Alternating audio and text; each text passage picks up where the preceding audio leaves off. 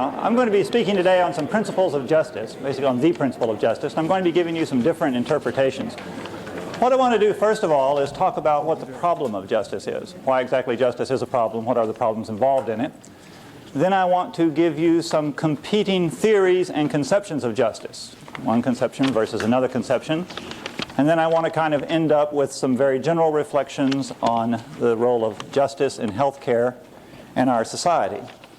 And one of the questions I think we ought to begin with, and I'm going to return to it at the very end of the lecture, is the question of whether or not we really have a healthcare system based on justice, or rather, whether we have a healthcare system that is a patchwork of various political compromises that's not based on justice at all, but just based on what we can put together at any given time, depending on who happens to be in power. Does justice really play a role in our current system of healthcare delivery? Well, in order to know that, of course, we can know what justice is, and that's what we're going to be looking at right now. So just as a quick definition, let's just start off with the most obvious thing. Justice is when everyone gets their due, or as you might put it, justice is when everybody gets what's coming to them. Okay? The question, of course, is what is due to people here? Now, one of the most influential books on justice in the last, 100 years has been a book by John Rawls called A Theory of Justice, and other like classics, in which Rawls begins the book by telling us something very striking about this principle. That this principle, he says, is the first virtue of social institutions. That no matter how efficient or elegant or in keeping with our traditions any social institution may be, if it is unjust, it must be reformed or abolished. Let me repeat that. It's rather striking. Unlike all these other principles that Beecham and Childers have told you you've got to kind of weigh against each other, Rawls says you don't weigh justice. It's the first virtue. Justice is to institutions as truth is to theory.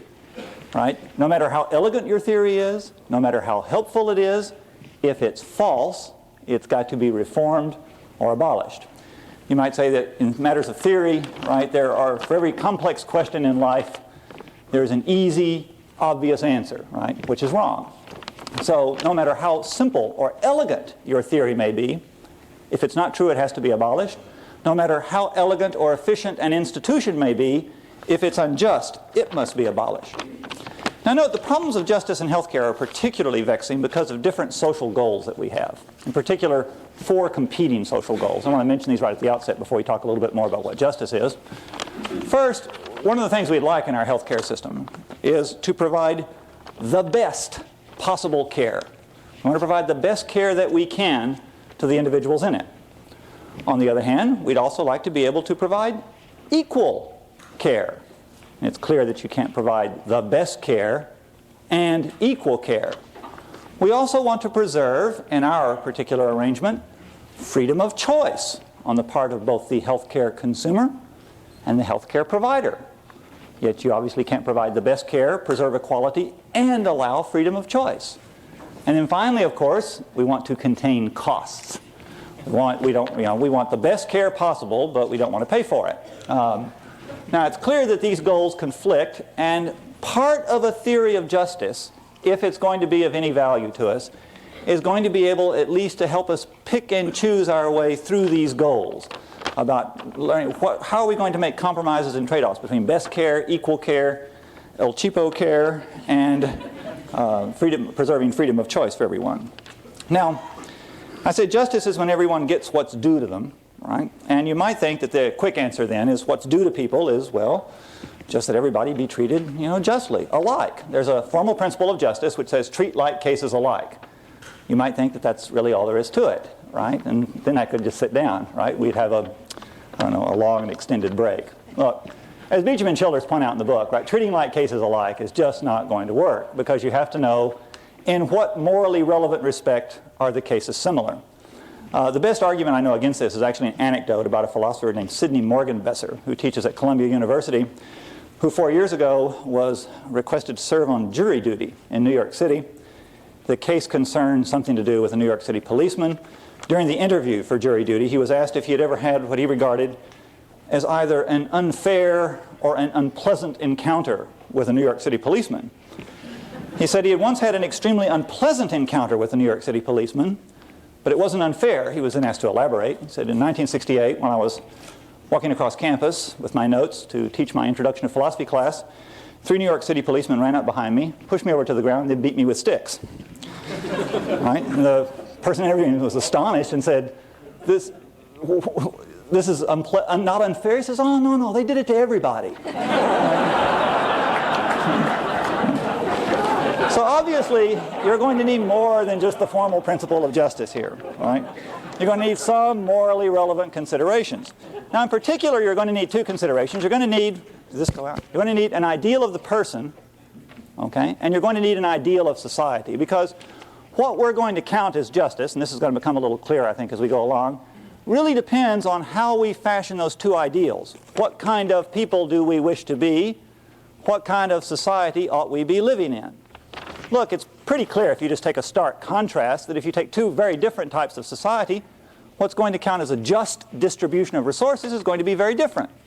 Imagine a society that's fashioned like a sports team, let's say. Suppose, say, the National Football League incorporates itself into a state, right? It would be called, I guess, NUFL, right? Which is, that's how you pronounce NFL, NUFL. Now, in NUFL, resources would be distributed according to whether or not you help the team win. Right? And if you don't have what it takes, you're kind of a 3rd string backbencher and so on, well, you haven't got any complaint, because justice in that society is going to consist in treating like cases alike, but people are going to be treated very differentially according to how they help the team. This is obviously much different than any kind of society based on equality. So you're going to have an ideal of the person, I'm going to come back to that, and an ideal of society. What kind of people ought we be? What kind of society ought we be living in? Why, now we ask, why should we be doing this at all? Why is justice important? In his lecture, Tom Beecham talked about the philosopher David Hume, who speculated about a society composed of perfectly benevolent people, so on and so on, in which justice wouldn't be an issue. Look, justice is an issue for us because of 2 facts. One's a fact about the world, and the other's a fact about us. Fact about us. We live in a pluralist society. Now, you may regret this. You may long for the days when everybody was unified, which never actually was the case, but you may long for it anyway. You may long for these days, but we live in a pluralist society. People have different ideals about life. Not merely do they have different ideals about life, they have different and competing ideas on how to resolve disputes about those ideals. Some people think we should consult Scripture. Other people think we should consult the latest works from the Georgetown philosophy department, right? So there's going to be very different conceptions in this ideal of pluralism. Even if you imagined a society full of altruists, you would still have problems of justice. In a society full of altruists, you'd still have arguments among all the altruists about how things should be distributed. You can imagine the argument, right? Saying, you need more health care. Oh, no, not me. You really deserve it more than I do, right? Oh, no, you merit it, though, more, right? And so on. Well, even in a society of altruists, you would still have problems of justice.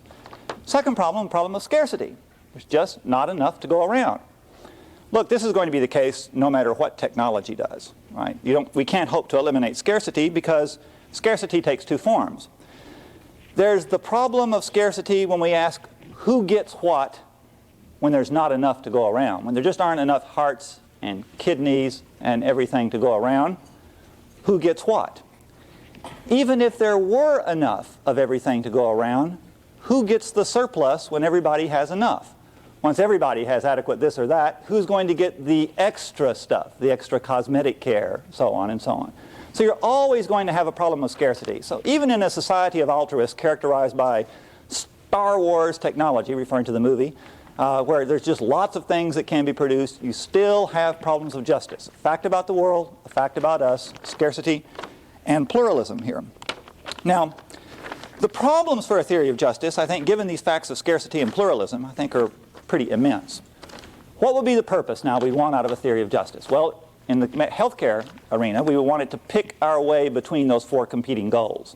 Best care, equal care, freedom of choice, contain costs. More generally, though, what we would like a conception and a theory of justice to help us with is to provide an overall basis of agreement so that citizens in a pluralist society can discuss their policy disputes, their various kinds of arguments about what ought to be done with public resources on a common basis. A theory of justice, that is, should supply us with at least a common moral point of view. This is why one of the reasons why Justice, Rawls thinks, has priority. It's going to be very difficult to get a common moral point of view on a lot of other things, given the fact of pluralism, given the fact that we come from different religious traditions, we have different ideals about what the good life is, but we should be able at least to come up with some idea of a just distribution of resources that will somehow span all these differences. Because of this need, because of this aim, because of this fact of pluralism, a theory of justice is going to have to be, well, you might say a pragmatic theory, I guess would be the term I would use. It's going to have to be a pragmatic theory. John Rawls sometimes calls it a political conception of justice. What do I mean by this? It's going to have to be a theory that doesn't rest on any particular comprehensive vision of life. In a way, this is kind of obvious. We can't rest our conception of justice on a particular religious conception. We know that, right? There's just too much history behind this, the history of religious wars, etc. So you obviously can't argue for a particular conception of justice because it's required by your Islamic faith or your Catholic faith or your Jewish faith or your Protestant faith or whatever, right? So the theory of justice has to, in some sense, abstract from religion, has to be acceptable to many different religions. But notice it also must abstract from philosophy, too, because there are, after all, just as equally strong disagreements among philosophers. Look, if we have to wait for a theory of justice, wait until the utilitarians and the deontologists settle their disputes, right? If we have to call, say, people making public policy, say like Pat King, right? Say, hold off, wait until Beecham and Childers have worked it out, then you can get to work, right? We're going to have a very long wait, right? Now, there's a historical reason for this. I mean, often it was felt that philosophy was supposed to provide the answer which religion couldn't do. People who had different religions fought each other and killed each other, whereas philosophy was all sweetness and reason, right? Anybody who's ever attended a departmental meeting in an academic institution know that it's not all sweetness and light and reason, right? One hesitates to think what they would look like if the participants were armed, right? So you don't want a comprehensive conception to rest on. So it's got to be a pragmatic conception. And this means we have to, as it were, perform a kind of interpretive task. We have to ask ourselves, given all these vast differences that we have, is there any conception of the person, is there any conception of society, and are there some other moral conceptions that we all share? We can kind of imagine that we share them so that even though we all come from different origins, we all converge on a few common points. So even though we come from different religious and even anti-religious backgrounds, we can converge and believe on certain points and believe that such and such, right, is a moral conception on which we can agree and on which we can base a theory of justice. And this is going to be in part a kind of interpretive task. Not so much an argumentative task, but an attempt to kind of elicit these moral ideals that are implicit in our culture here. Well, that sets the stage, okay? That's part one. What are the problems of justice? What is justice? Let's get down to the kind of the nitty-gritty here. What exactly is involved, and I'm only going to speak of distributive justice. I'm going to be limiting myself today just to talk about the distribution of privately owned resources. I'm not going to be talking about, or at least only in passing, political liberties or any of these other interesting and important topics. So distributive justice. Who gets what and on what criteria? Now, the basic elements of the theory of justice seems to me are really three. I hope you can see this. We have persons and their features. What do I mean by features of persons? Well, things like their various tastes that an individual may have, the particular ambitions that a person may have for their own life, their particular conception of what is a rewarding or fulfilling life. So persons and their features, the kind of external circumstances in which people find each other. Let me explain that in just a minute. And then privately owned resources. And we want a theory that's going to link persons and their features, the circumstances in which they find themselves. Some people happen to be rich, some people happen to be poor. And privately owned resources, such as income and wealth or access to health care or whatever it might be, insurance schemes, so on. Now, notice, I think it's very important to keep this in mind. We're going to need to distinguish sharply between the circumstances in which people find themselves and persons and their features. Why would we want to do that? Well, We might think at first that the questions of distributive justice were simply answered by saying, well, you got persons and you got resources, and how do you get them together in a fair way? All right, well, that sounds natural, right? One way, say, well, why not just have a lottery, right? See, here's a really dumb idea, okay? Imagine you had a lottery, and you had all the names of all the people in the country in one pot, and all, let's say, the salaries in another pot, right? And at the end of the year, you could draw names out of the pot here on one side and draw salaries out on the other, right? And match them up. We could have some high official, right? Like the president do it, right? Actually, he's kind of busy these days. He hasn't been doing much. We could use the vice president, right? It would be a task which is commensurate with the talents involved here, right? So you imagine now, right, our vice president, right, finding his way to the room, and he'd draw a name out, right? So he might draw a name out of the pot and says, Donald Trump. Very good. Draw another name out. $18,500. Oh, too bad, Donald, right? So on. Go gold plate another mall somewhere and come back next year. Now, this is a genuinely stupid idea. Although, in this town, that doesn't usually disqualify it from serious consideration. And one of the reasons why it is a genuinely stupid idea is it isn't appreciative of the features of persons, of their tastes and their ambitions, and how they wish to lead their lives. Here, there are many other ways in which it's a silly idea too, but that's the major way. So we need a theory now which is, you might say, going to have to go in two directions at once. It's going to have to be sensitive to persons and their features and their ambitions. Make room for the fact that different people have different ambitions in life. And also make room for the fact that people find themselves in circumstances not of their own control, not of their own making, in undeserved circumstances, you might say. Now, the most natural way to think of this, of course, is the idea that we link persons and their features to privately owned resources via a concept of desert. Beecham and Childress begin their chapter on justice saying justice is most naturally linked with the idea of desert. A just world is the one where the resources go to those people who deserve them. There's a classic argument for a free market economy which says a free market by and large rewards, the very industrious and the thrifty, and it punishes the indolent and the lazy, right? So a free market rewards the virtuous and punishes the wicked. Now, as attractive as that idea may be, I think it's wrong. It's wrong probably for two reasons. First, this reason probably isn't going to impress you, but let me give it to you anyway. First, it's probably circular. That is, you really wouldn't be able to figure out what a person deserved until you figured out what justice was. So you couldn't figure out what justice was by relying on some concept of what they deserved, unless you like going in circles. Okay? But more importantly, from a standpoint of justice, or standpoint, of a pluralist society in which there's going to be many different ideals, I doubt that there's going to be any sufficient agreement on goods so that we could say that one person deserves something and another doesn't here. That is, it's going to be very difficult, unlike, say, in the state of Nuffel here, to come up with any conception of common good so we could say, yes, this person is virtuous and deserves this particular type of reward here. It's often thought that maybe you might think this is the case, say, if you thought of life as a race, right, in which we're all kind of running for the finish line, right, whatever it may be, and whoever gets there first gets the goodies, right? Ivan Boesky is apparently the author of what has become a popular bumper sticker, right, that great ethical thinker, Ivan Boesky, who said something to the effect of whoever has the most toys when he dies wins, right? And this is the idea of life as a race, right? And the prizes go to the fastest. Although we could think at the moment that Ivan Boesky is in a kind of extended pit stop in his race, right? So we don't have to, I guess, take it that seriously. The first person, I think, to think of life as a race was Hobbes, by the way. All right, Hobbes, who's hardly a model of sweetness and light himself. Hobbes, in his Elements of the Laws, defined all the virtues in terms of a race. He said to feel glory is to win the race. To see another person fall is to have a disposition to laugh.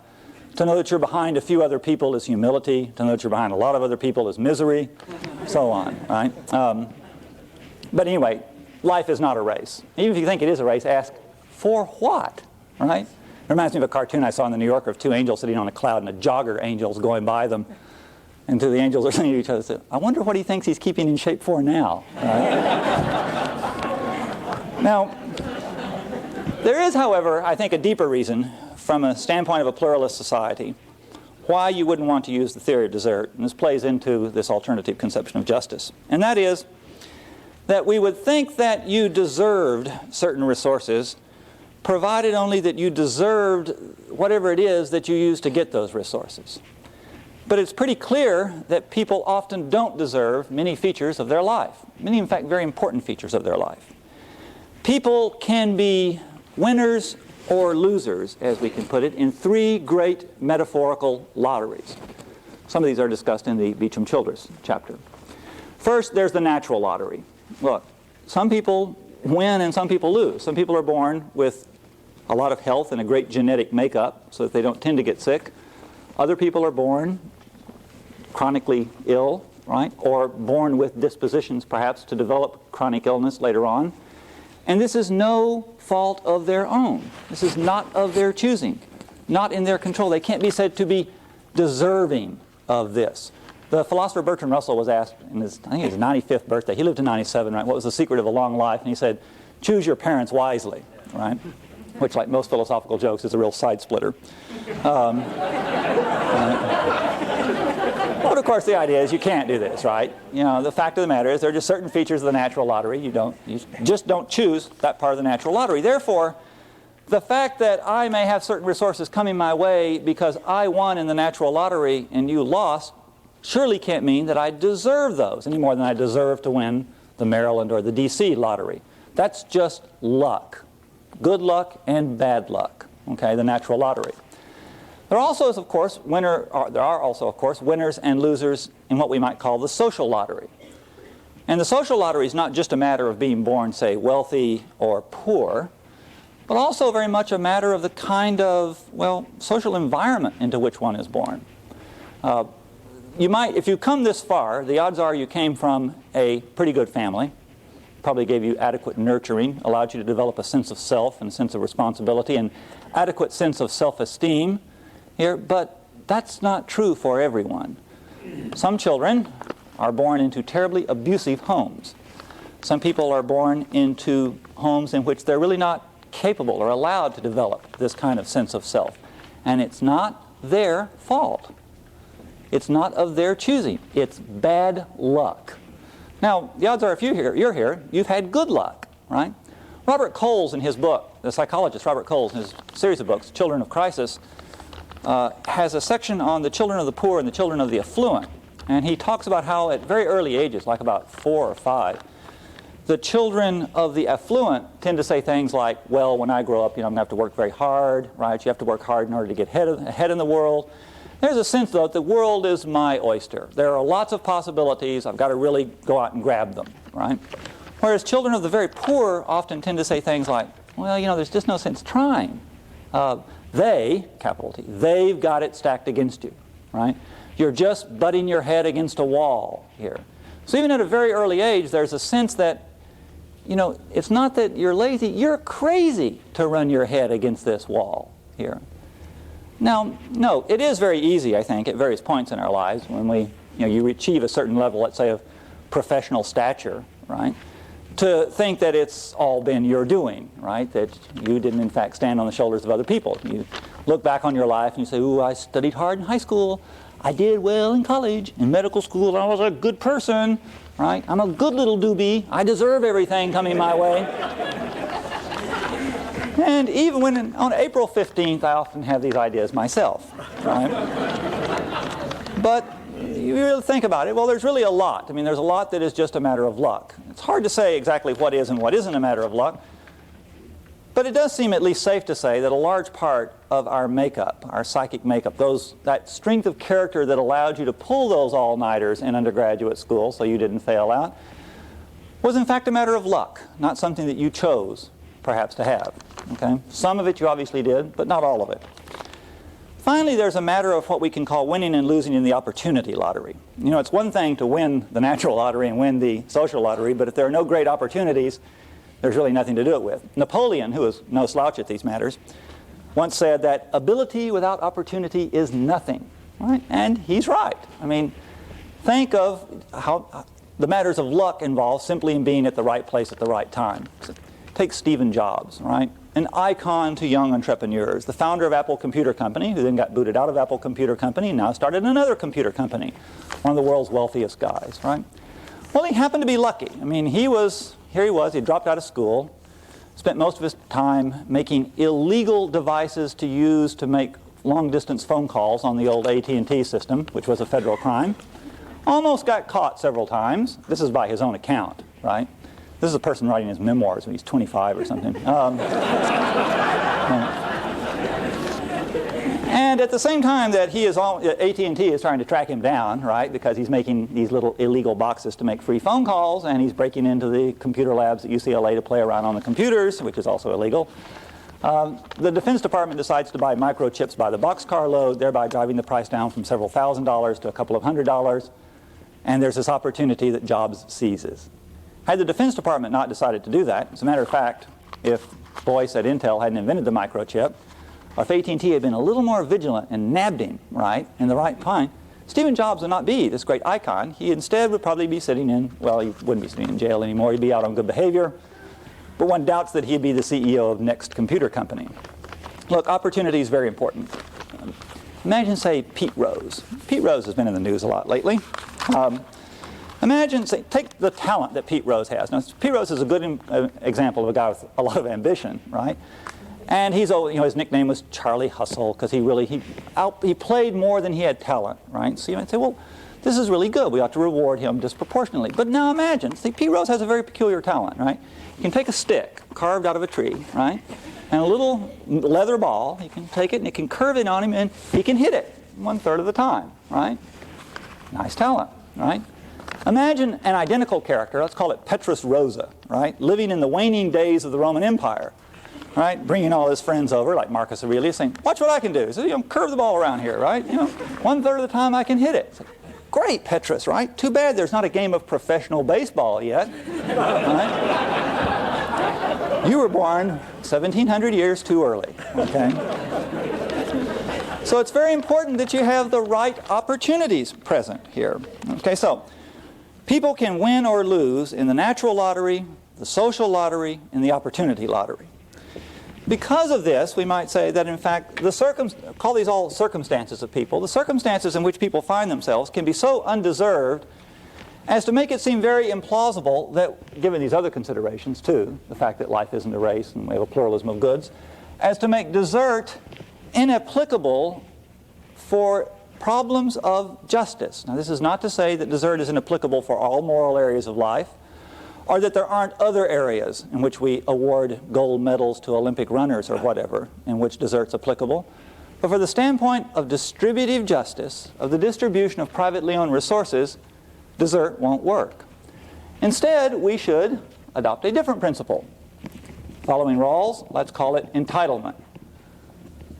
We should say rather that we will fix a set of social rules, right? A conventional set of social rules that will conventionally link persons and their features, circumstances, and privately owned resources so as to create a set of legitimate expectations. So we'll basically tell people, if you use your talents and so on in this way, you may legitimately expect the following resources, no more, no less, or whatever. And different societies are going to do it differently depending on two things now.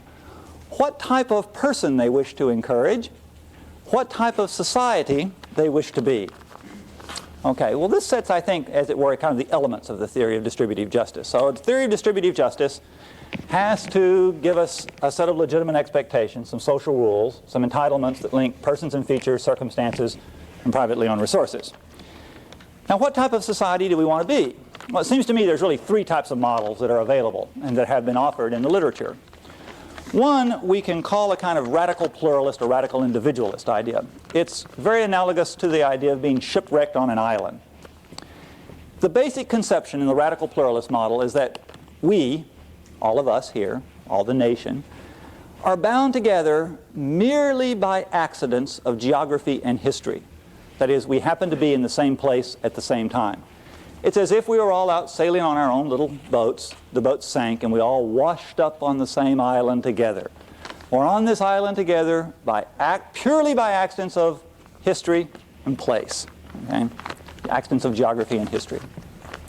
There are no moral duties we owe to each other except perhaps the duties owed to strangers. Non-maleficence, we shouldn't intentionally harm these other people on the island. And the duty to be what Judith Jarvis Thompson calls a minimally decent Samaritan. Right? Beyond that, we really have no other moral duties to each other and no deeper ties. We might imagine over time this society developing, okay, in order to coordinate itself and become a little more organized. It develops what I have on the outline called a kind of modus vivendi, kind of a way of getting along, or a mode of accommodation with each other. That is, we might imagine people adopting now a series of rules in which they agree to arbitrate their disputes with each other. The rules, okay, are simply the result of short-term political compromises, and outside of that system of rules, people have no deeper moral relations to each other. Okay, in a kind of modus vivendi, we just accommodate ourselves to each other, set up some rules such as no oranges may be picked on Thursdays, right? Whatever they may be. Speed limit 55, and our relations and our obligations to each other are thereby exhausted by the duties we owe to strangers and those rules. They're just short-term compromises, as it were. Maybe. Or we might imagine ourselves in what I have listed as a type of community. I also use a term first adopted by the British philosopher Hooker and later popularized by Rawls. It's a type of social union in which our encounters with each other and our ties with each other are expressive of certain common moral principles that we hold and are not merely the expression of rules based on immediate political compromises. A true community, that is, has a different set of ties with people with each other. People have a concern for other members of the community. Part of who we are, part of how we think of our own lives is structured by the community. Notice this is now moving away from the radical individualist ideal. When we wash up on the island, our lives are our own, period. You don't think about anybody else, you just don't hurt them, and you are a minimally decent Samaritan. You might eventually establish a set of rules. You still have no intrinsic connection, right? And you accommodate your disputes with each other in terms of these rules. Or we might finally see it as a shared set of identities in which we share our fate with each other, in which we have a common commitment to a set of common moral principles. And let's call this a form of social union or a form of community. Now, the type of community that we have evolved over the years, I think, involves a certain type of self. It involves a certain type of person. I'm not going to go into all the details, but let's just say that it's a person who is both recognizes others and wants to be given respect by others, okay, a self-recognized and respected by others, in which there are, well, let's call it two moral powers. A power to form one's own conception of the good and to revise it and deliberate about it, and a capacity to act according to a sense of justice. Now, this is a conception of the self that we can call a pragmatic conception. Why is it pragmatic? It's a conception that we can all share even though we may come from very different backgrounds. From the standpoint now of a political community that we've just formed, we can agree on this particular ideal, although we will disagree about how all the details perhaps are going to be filled in. So let's call this a kind of pragmatic or a political conception of the self in this form of community here. Now, this has a certain, of course, root in religious traditions. You might say one of the features of being recognized by other people traditionally is that you are recognized in terms of your rank, which is, of course, hereditary, and that you cannot move up and down in your rank. That's what it means to say it's hereditary. But there's a very powerful ideal operating in the Judeo-Christian tradition, which is that in the last analysis, rank is unimportant because all people are equal in the sight of God. We've since given this a more secular term. We now call it respect for persons here. But the idea is similar. Kant called it, for example, the aristocracy of all here. Everyone has a certain claim to equal recognition. So let's call this a conception of equality. And now what I want to do is proceed on to the next section and spin out two different conceptions of an egalitarian system of justice. Now I'm going to define an egalitarian system of justice as one in which people cooperate on the following basis. Namely, that those who have more private resources, those who have more, are obligated to acquire it in terms that are justifiable to those who have less. All right, since this is such a nice principle, let's repeat it. Those who have more in society must acquire it on terms that are justifiable to those who have less. Anything else is going to be a violation of the ideal of equality. That I have an obligation to cooperate with you on the basis of these shared communal principles, provided that whatever more you have than me, you have acquired in terms that are justifiable to me here.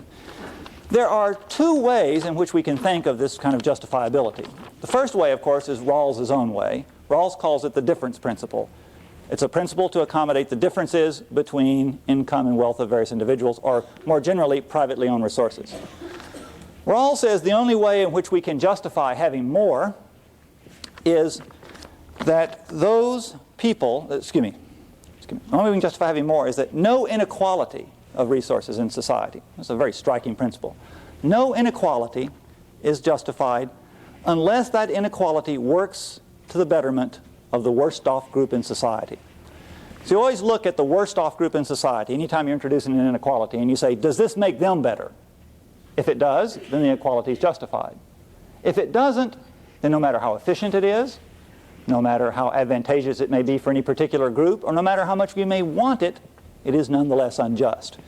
And it's been argued that we should use this principle, for example, in deciding how we're to pick our way through these four goals of health care. For example, it has been argued that we should allot health care resources in a way such that we maintain equality of health care resources. Everybody gets the same, unless an inequality would work to the benefit of the worst off group in society. Here. This is rather striking as a moral ideal. It's also probably not an ideal that you could hold on to very long after you thought about it. And this is pointed out a bit by Beecham and Childress in the book. Look, the problem with Rawls's conception, and it's informed a lot of contemporary, I think, discussion of justice in healthcare, is that you end up basically pouring all your social resources into the worst off class, and you never get around to building anything else, you know, like bridges or schools or grand institutional buildings like this or anything. Why? Well, you can always imagine a class of people that have lost all the lotteries, right? Have every known disease to humankind, and then have them struck with lightning just for good measure, right? And you've got to, in order to introduce any inequality, you've got to pour all your resources. You say, well, maybe, you know, so-and-so over here should have a little more health care. Is this going to benefit the worst off group? Well, no. Pour some more in, right? And you end up pouring your entire GNP into the worst off group, and you really haven't helped them very much. But you also made a lot of other people worse off. These kinds of arguments have probably made more converts to utilitarianism, right, than all the arguments of Mill and Bentham combined. What Rawls, though, it's been argued is attempting to express, at least in the healthcare arena, is the idea that what we should do is provide a decent minimum. Kind of the idea is a floor. You have a floor here of healthcare, okay? And there are lots of other steps. You can ascend the steps, but if you fall, there's always a floor that prevents you from going any lower, right, into the basement of healthcare, I guess, okay? So you have this floor, and this floor is constituted by what's a decent minimum. Problem with a decent minimum of healthcare, problem with the very idea, is that it is inherently unstable and really impossible to figure out, I think. I'm not going to give you much of an argument for this, but it seems to me the arguments against Rawls come back. Anytime you have a decent minimum of healthcare that is more than take 2 aspirin and call Pellegrino in the morning, right, you're going to have real problems with all the terrible afflictions that afflict people, terrible afflictions that happen to people here.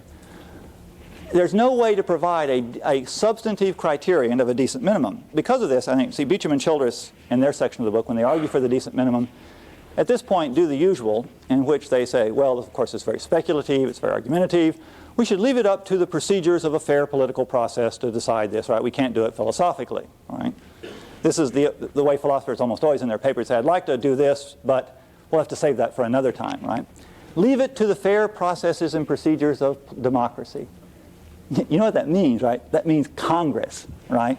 Congress is going to decide the justice and what's a decent minimum of health care. Newt Gingrich, right, is going to decide it. Okay. Right. Even if there weren't any philosophical objections, there would be aesthetic objections, right? You know, it's like the remark by G.K. Chesterton, right, who said that democracy may not be the best form of government, but it's certainly the most amusing. Now, another alternative to the decent minimum idea is the idea of a kind of hypothetical insurance market. It's the idea that what we should do is we should take very seriously the notion that equality should be blind to circumstances, but take into account the ambitions and tastes of individuals, of persons and their features. So what we should do is come up with a principle that says, look, people have an obligation, right? In fact, people have an obligation to make choices about their lives that reflect the true cost of those choices to other people. When you procure a private good, you thereby incur a cost on somebody else who might want that good. If there's a lot of demand for that good, you raise the price of it. You have to, in a conception of equality, you have to ask, what costs do we impose on each other when we consume various private goods? And in a fair society, people will consume no more than their fair share of resources. And how do you decide what people's fair share of resources is? Here's a way to try. Imagine that we had a group of people, okay, very much like us, but we somehow deprive them of a certain bit of knowledge. Okay? They don't know exactly how old they are. They don't know what sex they are. They don't know, well, really how healthy they are. In fact, they don't know really anything about themselves in this case. Imagine that we could do this. If you're having trouble, imagine one of these old kind of black and white Hollywood movies, right, where there's this angel, like here comes Mr. Jordan, lots of dry ice and clouds, and says, you're a disembodied spirit, and you're about to be born into the United States. You say, well, that's great. It's wonderful. I get to be an American. Okay, which one? Like, I'm not going to tell you. But here's the trick. You get to design the health policies for that country. So, well, am I going to be male or female? Don't know. Black or white? Don't know. Right? Old or young? You don't know. Right? What would you do? Well, now let's imagine that we have a group of us little disembodied spirits. We all know that, I know it's hard to imagine. We all disembodied. We're going to be born into the United States, right? So you think this is abstract, right? You should talk to economists when they talk about these kinds of things, right? And we ask ourselves, what would we design? Well, one of the things we might want to do is we might say, look, you know that there are certain probabilities of certain things happening to you. We're going to start out with equal resources. We're going to give you each X amount of dollars or clamshells or whatever. Start out with equal resources and ask, well, what type of insurance would you take out in an ideally competitive market? Ideally competitive market is one with pure rationality, perfect competition, no transaction costs. This is an economist notion. Like I say, these are the people who really don't know what they're talking about. But in an ideal market, what types of insurance schemes would you take out? So you might say, well, I'm worried about being unemployed, obviously, so I'll take out some amount of unemployment insurance. And I'm worried about health, so I'll take out the following amount of health insurance. But I'm not going to spend all my resources on health insurance because there are other things I want to do too. After all, I don't know my various ambitions, so I want to keep a little aside. So we ask ourselves, in this situation, what would a reasonable person with the average resources that a U.S. citizen has to spend, not knowing who he or she is going to turn out to be, invest in these kinds of hypothetical insurance schemes? Once we determine this, and this is a matter, by the way, of economic theory. This is a matter that really isn't part of philosophy so much, but in terms of policy planning, we'd actually try and sit down and do the kinds of efficiency economics that economists do so well. Figure out what a reasonable person would invest in all this, making large assumptions all the while about what a reasonable person is. It's a very large set of assumptions. And then we mimic those hypothetical insurance markets through a scheme of taxation, through a scheme of income taxation, so as to give people what they would have purchased had they participated in this hypothetical insurance market. Now, this is much better than the minimum floor idea, and it's also much better than the Rawlsian difference principle, because it is very sensitive to persons and their features. Okay? That is, it recognizes that people have different ambitions, different tastes in life, and it simply asks, what is the minimum that a reasonable person, knowing that he or she is going to have different ambitions and different tastes, would take out? It also doesn't have the kind of heavy weightedness towards very conservative decision making, since you know the real probabilities, that a Rawlsian difference principle would have. If that last sentence didn't make any sense to you, as they often say to people in a jury, strike it from your minds. All right? If you can't strike it from your minds, then ask Madison Powers about it, because he understands all these things. Right? Now, this, of course, this hypothetical insurance market gives us a way of, I think, thinking about equal shares and justice here that gives us a conception of equality as equal resources.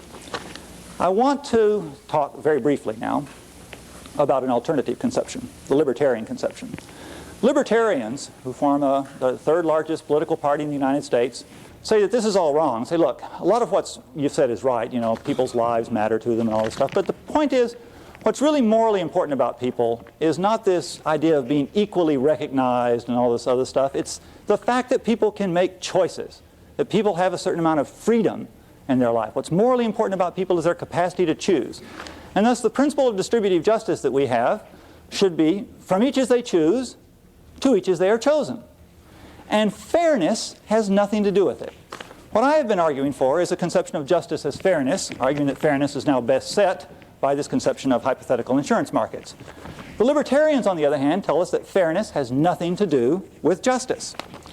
Now, to give you a sense of this, I'm going to give you kind of a whimsical example. It comes from Robert Nozick, right, who wrote a libertarian treatise called Anarchy, State, and Utopia.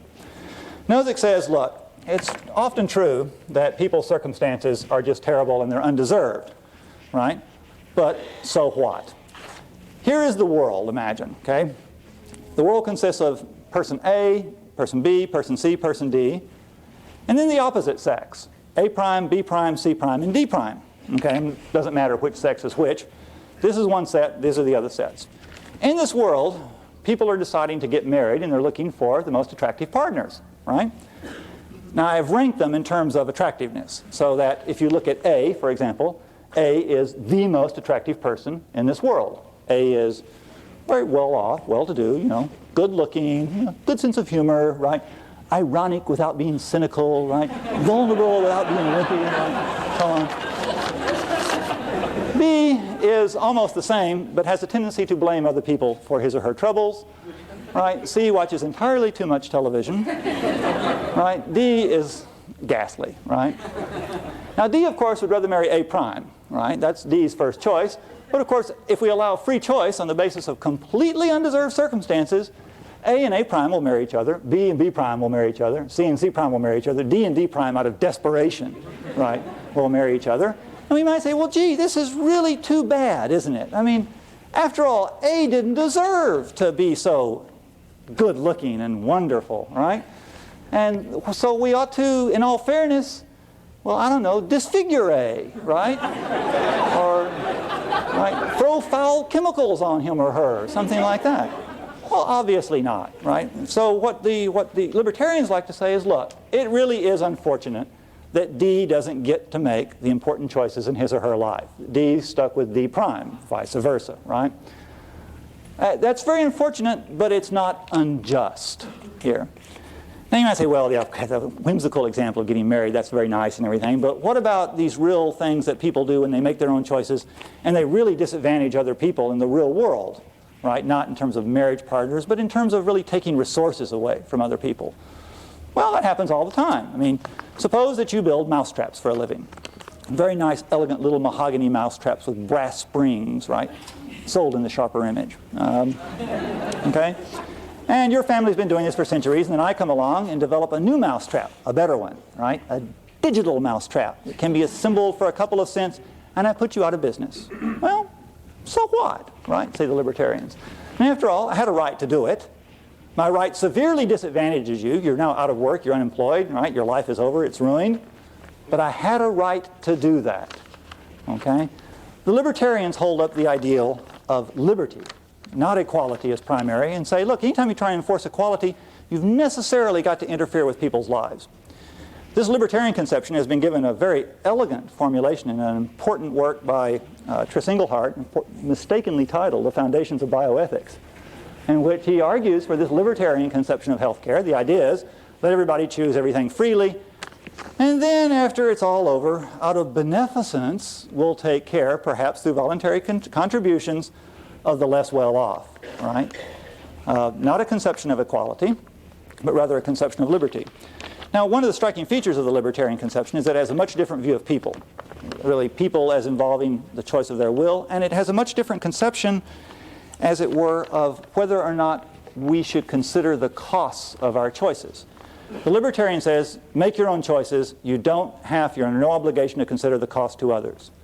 The egalitarian conception says, you are always under an obligation to consider the costs of your own ambitions and projects to other people. So there's a very different conception of the person and a correspondingly different conception of the type of society in which those people are living. Now, ask ourselves, which one is the more adequate conception? Well, I think it's partly a matter of interpretation. We might want to go over this in the groups when we talk about some of the issues involved in this. Some of the issues you may want to talk about, for example, involving, say, transplantation of organs and so on. What's a fair way of distributing that here? But we ought to ask ourselves, which one best captures the kind of society, the deeper moral ideals that would give us the pragmatic theory of justice for which we were seeking? I'd suggest it's the egalitarian conception. It seems to me to catch more of the sense of what we might call the idea of human dignity. That people's lives matter intrinsically, that the value of people's lives is not exhausted by their usefulness to other people, by their simply providing resources perhaps for other people to use, but matter as ends in themselves. That the value of people's lives is not exhausted by their usefulness for other people. It's not much of an argument. We don't have much time to go into deeper arguments about this. Very quickly, though, looking at our society, returning to our first question, do we have a system based on justice or on a kind of patchwork? It seems to me that just a cursory look, if we take the egalitarian conception seriously of hypothetical insurance markets, show us that there are lots of people in our society that don't have the resources that they would have if everybody had started out in a perfectly equal situation with equal resources and then decided to invest in certain types of insurance schemes and then went off on their own way. That lots of people have much less than that. So no, we don't live in a just society. Now, it seems to me that there are some real problems with that. If we decide we don't live in a just society, we have to ask ourselves, why should those who have less than we do continue to cooperate with us? I think that's a real question. Why should they? What good reason, moral or otherwise, do they have, other than the fact that we might force them to do it? If we're going to ask people to make sacrifices, we're going to have to at least have two conditions met. That these people that we're asking to sacrifice have some power over the shape the community takes, and that these people also benefit from the goods that that community has. I guess we might add a third thing, that these people have been treated as equals. Very rapidly, let me wrap this up. Healthcare, it seems to me, is a particular type of good in a society. It's what I would call a strategic good. A strategic good is one that allows us to project our ideals so that we can see them. What do I mean by this? In a pluralist society such as ours, if we really are a social union or a true community, is going to be a society in which it's always difficult for us to see the natural bases of sharing here. The centrifugal tendencies are too much. We're always being pulled apart by our different ideals and different conceptions of what life is all about. And it's very natural for us to want to find some way of projecting our ideals, projecting the kind of shared set of principles and bonds that hold us together. We do this, of course, through some types of ceremonies, like 4th of July or Memorial Day. But we also do it, I think, with widely shared conceptions of goods. Goods relating to the excellences of human life, goods that are inherently moral on their own. It seems to me there's two of them. Education, for our purposes more importantly, health care. Projecting a kind of equality of health care based on what people would elect to have in a hypothetical insurance market is a way of projecting our ideals so that we can see them, so that we can publicly affirm the type of community that we have. One question which this doesn't answer, of course, is, well, what types of goods should be produced? After all, I've only been talking up to now about what types of goods should be distributed. That, of course, is an issue for another day. It's not a question that justice answers, but it is a question also about the type of community that we want to be. It's one of the questions that Leroy Walters is going to be talking about a bit too. What type of person do we want to be? Well, look, this is a lot of stuff. This is very murky stuff, right? You can see that the issues of justice really involve a lot of other issues. It's not just a principle. It involves a conception of what kind of person, people we want to be, a conception of the ideal society. It involves a lot of issues of kind of metaphysics and free will, how responsible we are for our own actions. These are very murky waters indeed. I hope I haven't made them any more muddy than they already are, and I thank you very much for your patient attention. Thank you.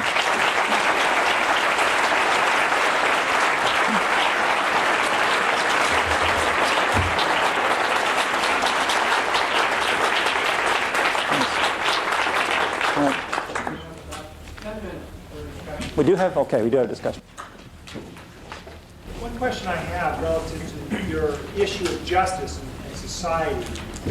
Your traditional role of a physician or healthcare provider is to the individual patient.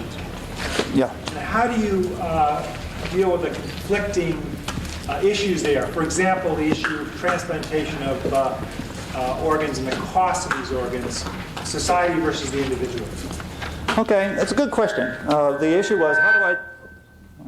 Purple haze, right?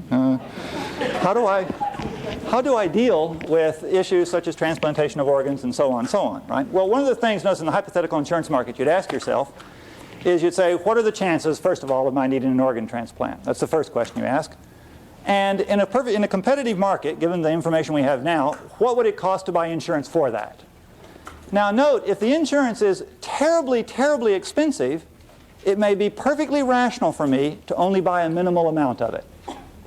In which case, later, if we now mimic those hypothetical insurance markets through taxation, okay, and setting up various kinds of social programs, through distribution of these resources, if later on it would have been rational for me only to purchase this amount, and now I want more, this would indeed be very unfortunate, but notice I haven't got any grounds to complain that I'm being treated unjustly at this point.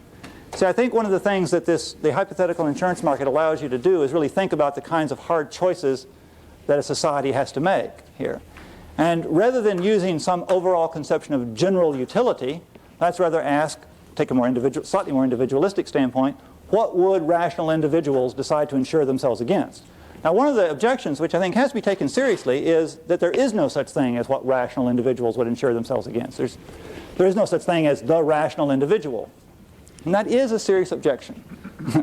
Maybe a fatal objection. Well, we do use reasonable person standards in the law. Okay? And this is admittedly speculative. But it could still well turn out that even though it is very speculative, it is better than any alternative as a way of trying to approach what this is. And one of the things we want to do is spin out to see if there really are any shared cultural conceptions of more or less what kinds of risks people want to run and what kind they don't, so on. Now, like I say, I don't want to underplay this, because what we need is about 26 more weeks to discuss the concept of risk and all this other stuff. But it doesn't strike me as a crazy idea that you could come up with at least a speculative notion based on something like a reasonable person standard of what type of insurance we would buy in this position of equality of resources, knowing the probabilities and so on. Now note, there's one other thing I need to add about that, right, in order to eat up even more time here. You shouldn't think that all our healthcare in society is going to be exhausted by justice. If I later on need, say I get a kidney transplant and a liver transplant, and now I need a heart transplant, but as it were, my insurance has run out. I can't complain that I'm being treated unfairly. This doesn't rule out the community out of beneficence deciding to give me more than what justice requires. That's yet a separate question, okay? But at least this would be a way of fixing what a just system of healthcare allocation would be. Does that answer your question, or does that just throw more, muddy water on it? Okay, you yelled about this. This is probably very naive, but I'll ask it anyway. I'll give a naive answer. Okay. Rawls' difference. Uh-huh. It seems to me that is so theoretical and so idealistic as to have nothing to do with the real world. Well, the question is, Rawls is the difference principle. It's so theoretical, so idealistic, so as to have nothing to do with the real world. Well, in a sense, you're right. In fact, probably in the most important sense is you're right. In the sense that if we really took the difference principle seriously, we would end up throwing an enormous amount of social resources, okay, into the worst off group and really never have anything left over for any of these other kinds of social ideals. What Rawls's difference principle, more charitably put, what Rawls's difference principle is an attempt to do is to provide some kind of expression for what it means to say that those who have more in society have to gain it on terms justifiable to those who have less here. So it's an attempt to say, look, even it might work perhaps as a rule of thumb or as a heuristic. If you're going to introduce inequalities in a society, or you're going to allow them to persist, ask yourself, is this helping the worst off group? However that group may be characterized, right? And that may be a very good heuristic to kind of keeping your eye fixed on what a just egalitarian conception requires. So in that respect, it may have something to do with the real world, in the sense it may be a good heuristic or a good rule of thumb. Here. Yeah. Yeah. To me, the more important question is whether or not the person who's not benefiting from the current distribution system has a chance of becoming one who does indeed benefit. Okay. Given the present, the question is whether a person not currently benefiting from the present system. So the question that we ask isn't how much are they benefiting from what we do, but rather are we giving them a chance to become one of us? This is coming from someone who's never been one of the disadvantaged. It seems if we're talking about justice, the real question is the ability to change your situation, not the ability to get a little bit of a token so that I can benefit. Yeah, that's right. I mean, by resources, by the way, I'm going to mean all these privately owned resources, but that's a lot of other things. We would want to, I think, ultimately, in a full-fledged theory of justice, have a whole notion of what we might call human resources, educational opportunities, and so on. Yeah. I would put that into the notion of resources also. But that, I mean, life is short, right? And I think you're right. In a full-fledged theory of justice, or even conception of justice, in a full-fledged political program, we'd want to try and bring those who are disadvantaged into the state that they would be in if this were a fair society. That's the ideal at which we would aim. Yeah, the person back here. Yeah. Much of your research in justice has really started from a position that it's the individual. You're starting from an individual point of view. Yeah. As I listened to you and read the book last night, I had the same sense of difficulty in Toronto. And you said in response to an earlier question that it was hard to start from a principle of general utility, but in systems where there is so-called universal health care, then that seems to be a very, very different starting point. I was wondering how you can start around justice from a very different perspective. Okay, one of the features I want to claim is that it's possible to, this is going to strike you as a very bald claim, right? It's perfectly possible to reconcile our traditional emphasis on individualism with this ideal of community that I outlined, that we have a particular type of community, a form of democratic liberal social union, in which we wish to express a kind of solidarity with each other through a sharing of resources that is best expressed by those who have more have to gain it on terms justifiable to those who have less. Now, point is we also want to be very sure that we don't overemphasize the notion of community, but that we emphasize the individualist notion that is present in our culture. Remember I said we wanted a pragmatic conception.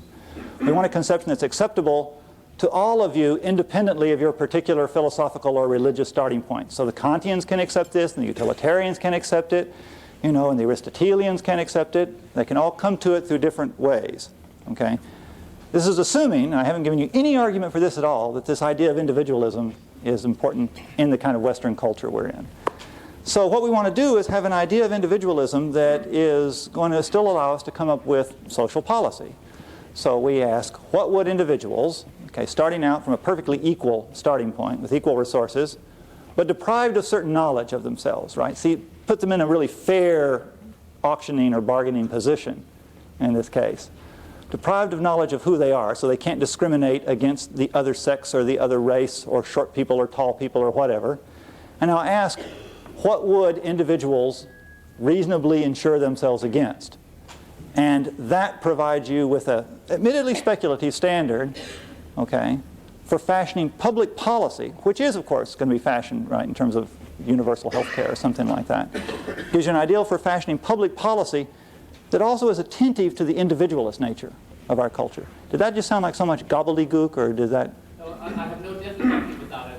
Oh, you don't? My only concern, though, is that assumes that that's the starting point. Oh, yeah, that's right. That it's I won't say uniquely American, but I think it's a more particularly American perspective than would be the case in many others. Well, that may be true. I kind of doubt it, but that would probably take us a bit far afield, I think, right now. It's a good point, though. Yeah.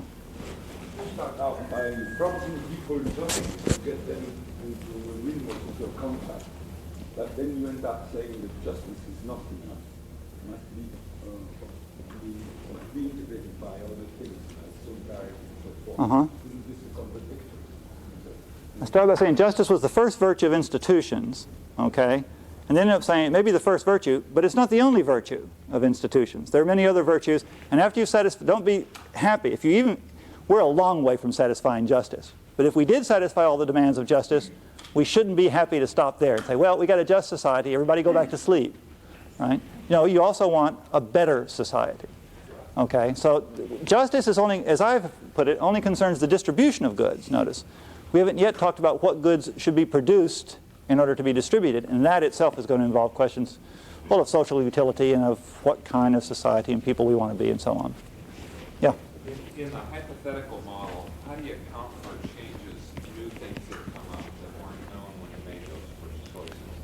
Oh, okay. Well, the idea, of course, in the hypothetical model is that it's not as if we make choices and then they're fixed for all times. We're going to be continually engaged in this kind of policy review all the time.